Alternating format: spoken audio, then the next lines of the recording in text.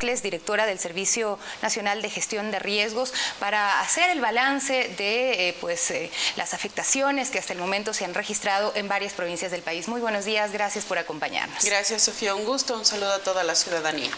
¿Cuál es ese balance que se tiene hasta el momento? ¿Cuántas personas hay afectadas en todas las provincias donde las lluvias han causado estos estragos?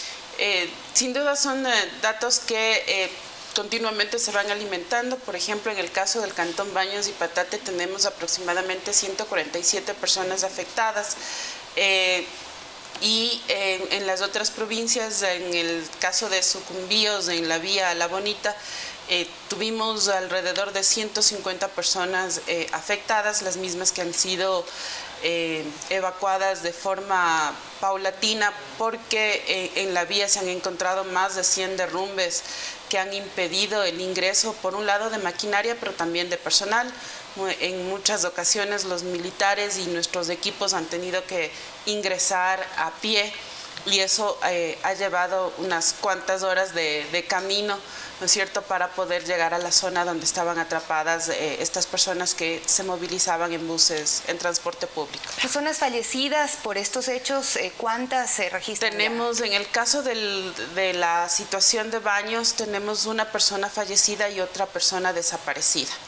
Ese es el balance que se tiene hasta el momento. Ahora. Y cuando hablamos de las afectaciones que sufren estas personas, ¿cuál es la situación de las familias en este momento? En el caso del Cantón Baños, específicamente la situación de la comunidad Juibe Grande es una comunidad que fue reasentada en el 2006 y que hoy efectivamente es la comunidad de donde vimos se perdieron 2 casas por el momento, y hay otra serie de casas afectadas. También toda esa comunidad ha sido evacuada, o la gran parte de la comunidad, aproximadamente 35 familias fueron evacuadas de esa zona. Luego tenemos también en el Cantón Patate comunidades como Vizcaya y El Triunfo que están incomunicadas, se perdieron los puentes, se perdieron también las vías de segundo orden, así que va a haber una intervención del gobierno provincial de Tungurahua una vez que baje el caudal de las aguas también. No podemos exponer a los maquinistas y a la propia maquinaria a situaciones de inseguridad.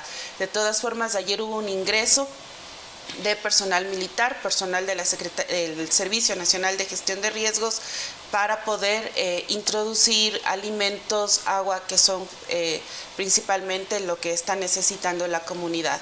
Estos son un poco la situación de las familias que se han visto afectadas. Usted mencionaba algo importante, estas familias fueron reasentadas en el año 2006 y ellas manifiestan que tenían sus dudas sobre el sector porque era una zona de riesgo, y ahora se evidencia que fue así.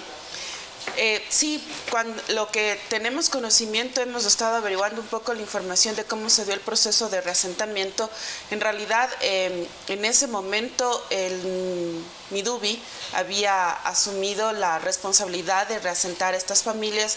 Al parecer no se hizo ningún estudio si esa es una zona segura o no, no hay estudios, pero cuando usted ve y llega a la comunidad, sabe que tiene por un lado el margen izquierdo de la comunidad, que está sobre el río, y que a lo largo de estos años ha habido un socavamiento aproximadamente de 130 metros. Y luego en la parte de atrás de la comunidad tiene toda una montaña.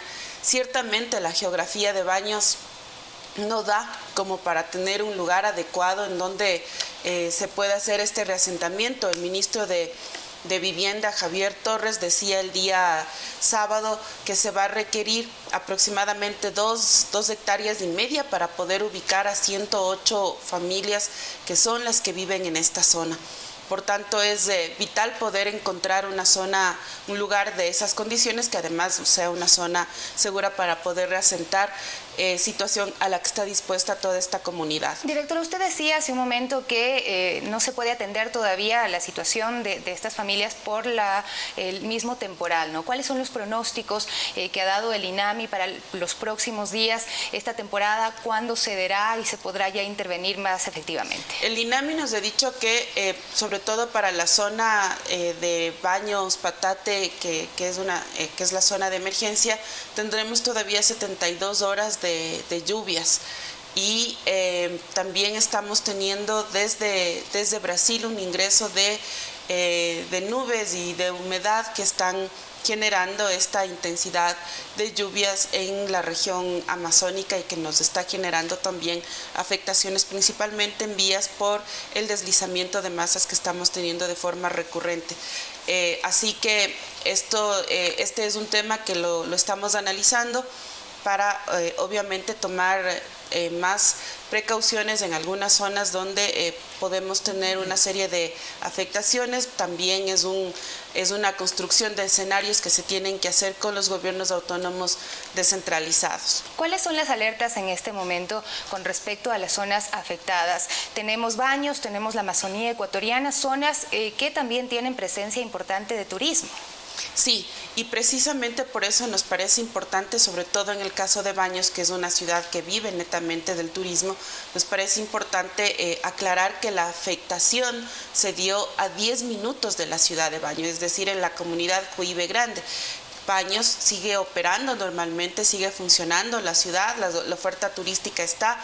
Creo que es importante que más bien podamos visitar la ciudad, las vías están con total acceso, así que no hay ninguna dificultad. Pero se vieron unas imágenes impresionantes del Pailón del Diablo, por ejemplo, que realmente sería imprudente poder... Así es, lo que está prohibido en este momento, y lo hemos conversado con la ministra de Turismo y también con los operadores turísticos, son los deportes acuáticos. Es decir, en este momento ir al Pailón del Diablo no es nada seguro, ¿no es cierto?, hasta que el caudal de las aguas vaya bajando y las lluvias disminuyan su intensidad, y tampoco otro tipo de deportes extremos acuáticos que se suelen realizar en la zona. Eso está por el momento prohibido. ¿Lo mismo para la Amazonía o es otra la situación?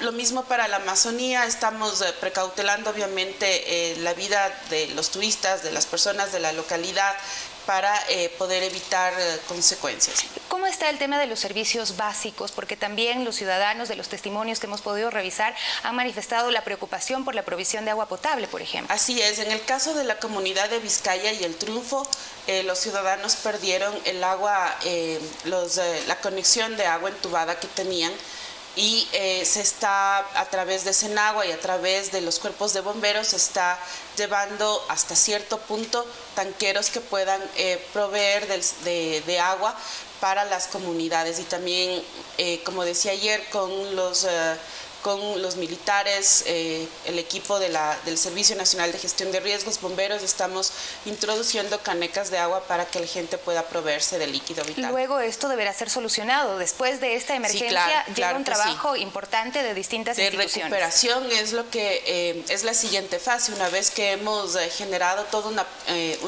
una serie de acciones de respuesta, nos corresponde poder entrar en un proceso de rehabilitación y de recuperación de las zonas afectadas. Por tanto, los gobiernos autónomos descentralizados se han declarado en emergencia para también poder tener la facilidad de obtener recursos y poder empezar un proceso de reconstrucción de las zonas afectadas. Porque hay puentes dañados, lo que ha impedido también el comercio de alimentos y demás. Hay puentes dañados que van a ser evaluados tanto por el Ministerio de Obras Públicas y Transporte y también por el gobierno provincial de Tungurahua. En este caso, lo mismo para las provincias de la Amazonía. Una vez que el caudal de las aguas vaya bajando, es más seguro poder hacer este análisis estructural de los puentes y poder tener una evaluación ya mucho más cercana para tomar las acciones respectivas. Muchísimas gracias por acompañarnos el día de hoy. Alexandra Ocles, directora del Servicio Nacional de Gestión de Riesgos. Nosotros nos despedimos en Primera Impresión, pero se quedan con Estefanía Prexel en Telediario con más noticias, también a través de Pública FM.